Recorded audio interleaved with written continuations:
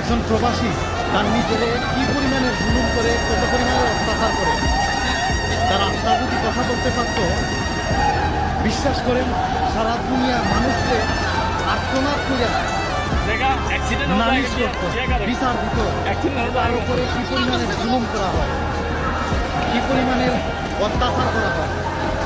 শুধু ছুটির টাইম বলছি, ছুটির টাইম, এই 45 ছুটির টাইম, ছুটির টাইমে এই অবস্থা। সিঁড়িতে কে পড়ে, কে বাঁচে, এখানে আইসা যদি তুমি কাজ করো, কার ঠ্যাংব্যাং ভাঙে। কাজ করা লাগবে না, এগুলা দেখলে তোমার আত্মা কাইপা উঠবে, তোমার আত্মা কাইপা উঠবে। বুঝো নাই, প্রবাসী হওয়াটা আসলে একটু সহজ না। একজন প্রবাসী পারে নিজেকে অত্যাচার করতে, নিজের উপরে জুলুম করতে, আর কে পারে না এরকম। এটাই প্রবাসী। একজন প্রবাসী তার নিজেরে কি পরিমাণে জুলুম করে, কত পরিমাণে অত্যাচার করে, তার আত্মা যদি কথা বলতে পারত, বিশ্বাস করেন সারা দুনিয়ার মানুষকে আর্তনাদ করে নালিশ করত, বিচার দিত তার উপরে কি পরিমাণে জুলুম করা হয়, কি পরিমাণের অত্যাচার করা হয়।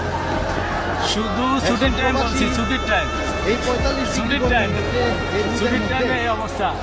সিঁড়িতে কে পড়ে, কে বাঁচে, এখানে আইসা যদি তুমি কাজ করো, কার ঠ্যাংব্যাং ভাঙে। কাজ করা লাগবে না, এগুলা দেখলে তোমার আত্মা কাইপা উঠবে, তোমার আত্মা কাইপা উঠবে।